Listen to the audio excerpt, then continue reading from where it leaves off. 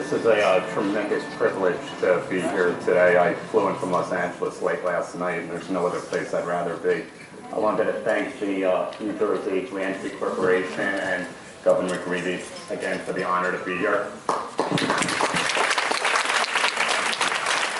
I'm here to share the 23-year struggle of the hell of my drug addiction to the beauty of spiritual recovery.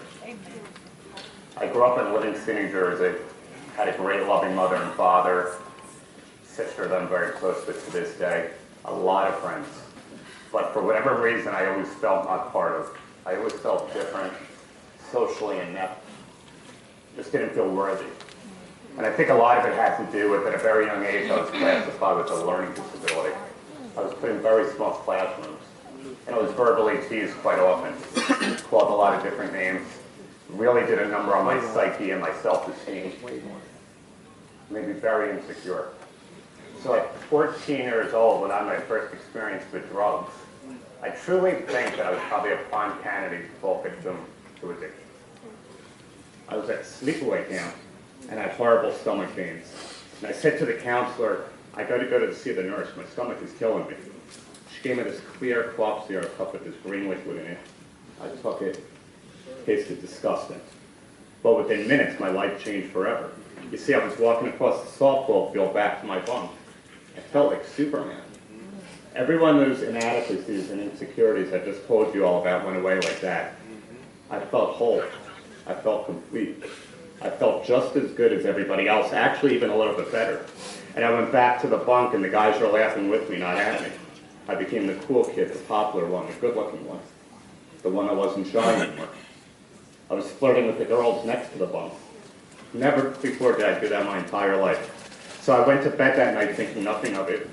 Woke up the next morning, did all my activities, and I'm lying in bed the very next night at 14 years old, and I'm looking up at the sky saying to myself, that feeling was amazing last night, but I had no stomach pains.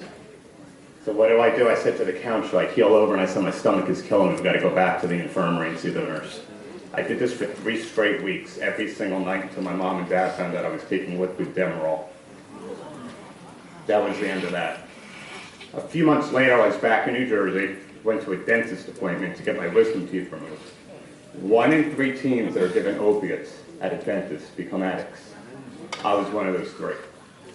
I went home, took these pills having no idea what they were going to do. I was obviously in pain. Off to the moon again. Those exact feelings came back. I was a superstar, rock star, anything I wanted to be in that moment. Calling up my friends, I was confident, on top of the world. When the pills ran out 2 days later, I was devastated. So I go downstairs, I go, Mom, my tooth is killing me. We got to go back to the dentist. I think I have an infection. There was no more pain. But as a loving mother, who wants to see their son suffer, right? So she took me back to the dentist. I put the crocodile tears on for him too. He fell for it. Got another 3-4 days worth of Vicodins from him.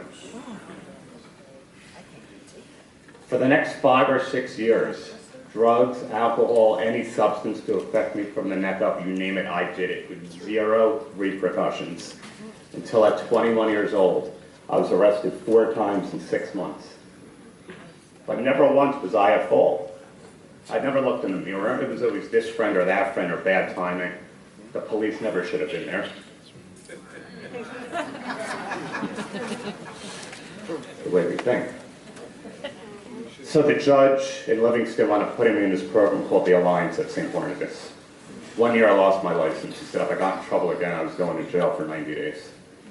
The couple days to go in this program, I knew I was home free. So I called my friend Dave up and said, hey man, I got a great idea. Let's go to the city and celebrate.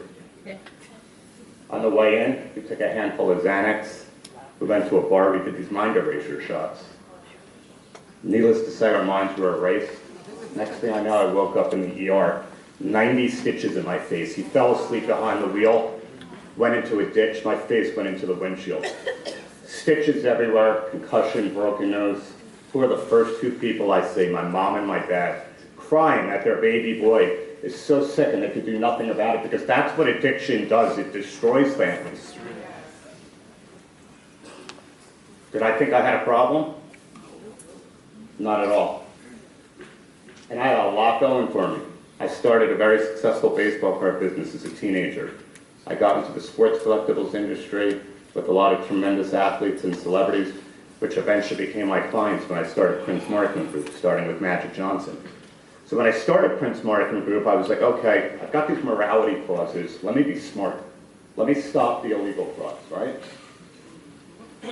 I started getting sciatica because the level to perform at such a high level for these icons and perform in the business world brought on a lot of great anxiety and a lot of physical pain. So the smartest plan I thought of, let me go to some doctors and get myself some painkillers. For the next 6-7 years, OxyContin, Vicodin, Percocets were my best friends. For 6 or 7 years, it worked. I'm not going to tell you it didn't.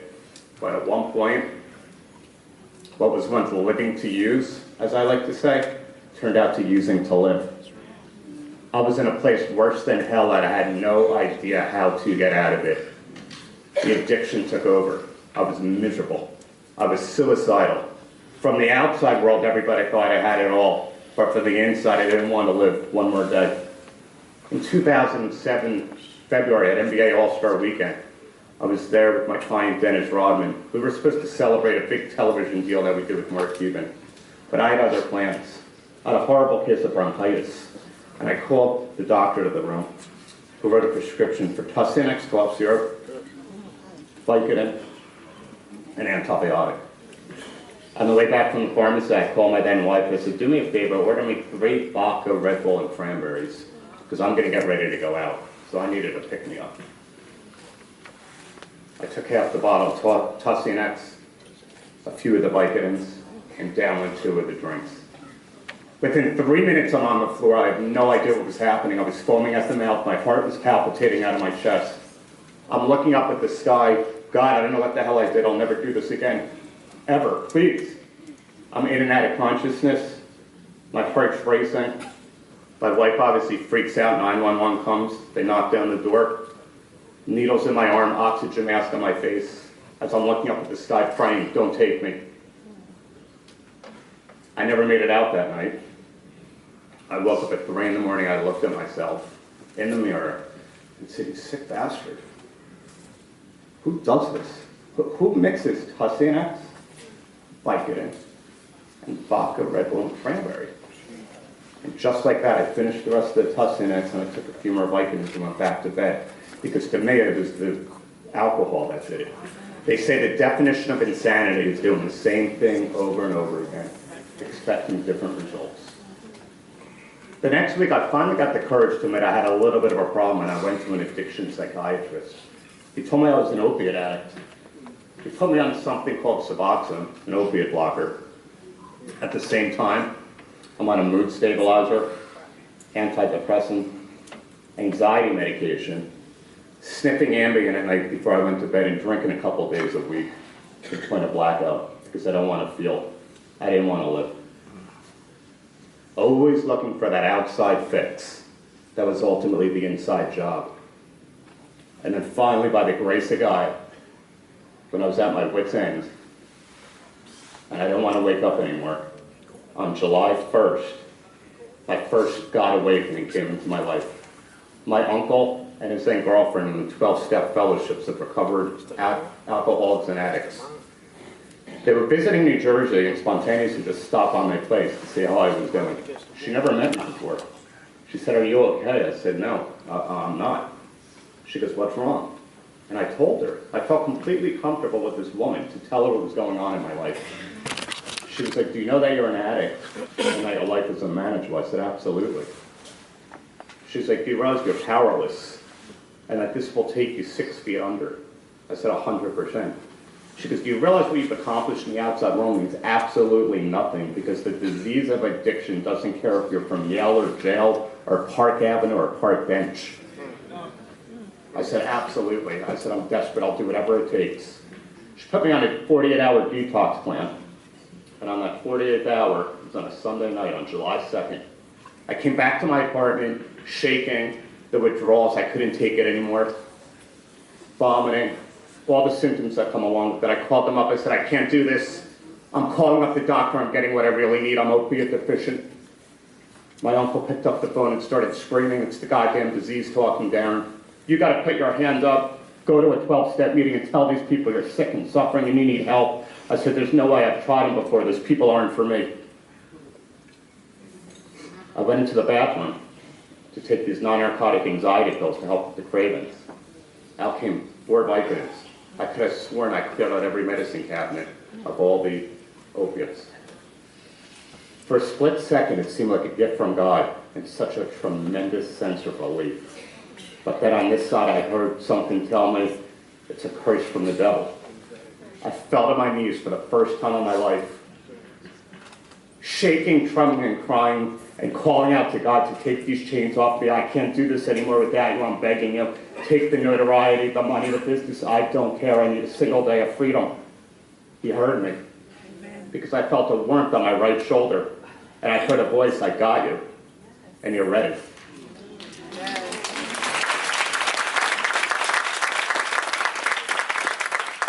I stood up. I flushed the pills. I wound up on my computer finding a 12-step meeting on a taxi cab ride over. I looked up at the sky and I said, oh my God, for the first time in my life in 23 years, I wanted to stay sober more than I wanted to stay high. And by the grace of God, that date, July 2nd, 2008, is my sobriety date.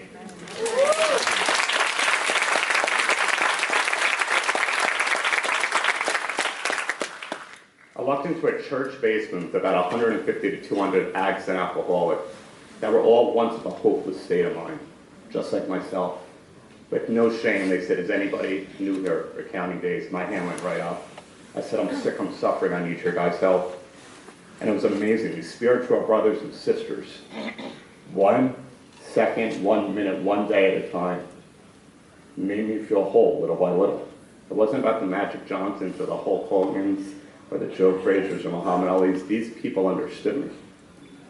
They taught me about the 5 A's: accountability, attitude adjustment, action, and acceptance. And what I needed to do to work through these underlying issues and to finally build a little bit of self-worth and self-esteem without having to put a drug in my system. I know how important structure and work and a daily routine is for anybody part of the reentry corporation. It's so important, not just for our self-esteem, our psyche, the dopamine levels, to have a purpose to wake up in the morning. And even if you're not happy where you're at right away, just keep staying sober 1 day at a time, because those opportunities professionally will only grow.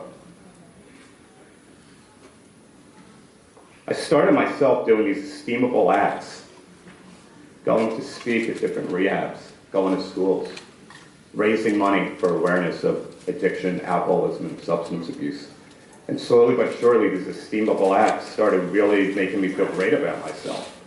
And I became super spiritual because of it. And that's when the real blessings happened. Because now as a spiritual being, I want to say what I mean what I say, and not say it mean. I want to try to understand people instead of Darren Prince being understood. I don't want to engage. In a moment of controversy or lashing out, remember, Darren Prince told you this, it's so much better to feel all right than right. To restrain a pen and tongue and emails and everything else. Because a few minutes later, I don't know about you guys, I'm not going to remember what I was angry about if I keep my mouth shut. The amazing gift and the blessing that I wake up for every morning, think about what I can give to the world instead of what I can take and what I can get, is giving this precious gift of recovery away and sending my message across the world and publishing, aiming high. My late father always wanted me to write a book, but I didn't feel comfortable writing about just my business because that's what I do. That's not who I am. Who I am is a sober recovery advocate that's trying to live the best spiritual, sober life 1 day at a time.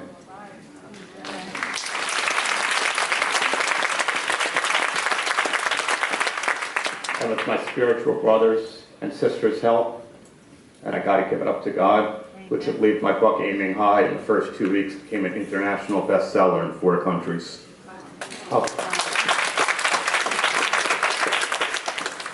Well, life isn't without its challenges. None of us are immune to it. Just because I got sober, it doesn't mean that it's going to get amazing or it's going to get better right away. But I got better. My perspective and perception on everything in life changed. I started looking at everything as the glass is half full instead of half empty. I'm a member of the No Matter What Club. No matter what happens in my life, one day at a time, I do whatever I can do to stay sober. I've been through divorce, recently a broken engagement, health issues, lost Muhammad Ali and Smoking Joe Frazier, who were very near and dear to me in recovery. But the beautiful thing about that, when I got those two kings in a room in 2002, I was high as a kite on opiates because I didn't feel worthy. But I got to go to their funeral as a sober, present human being.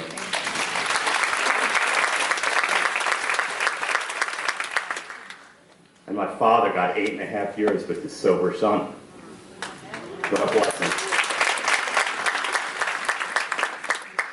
During that time, I remember I never felt so comfortable during the most uncomfortable time of my life. That's the program. That's the fellowship. I've been honored at Turning Point. Been on Dr. Oz. I've been to the White House several times to help send a message to children, preventative message that don't be Darren Prince. Don't put a drink or a drug or a substance in your system just to fit in. If you feel unworthy, if you have self-esteem issues, lack of confidence, if you're being bullied, speak up. Don't wait for the train to crash like you did with me. I'm going to end it with this. I'm not exactly who I want to be. I'm not yet where I want to be. But thank you, God, I'm not the person I used to be. Thank you.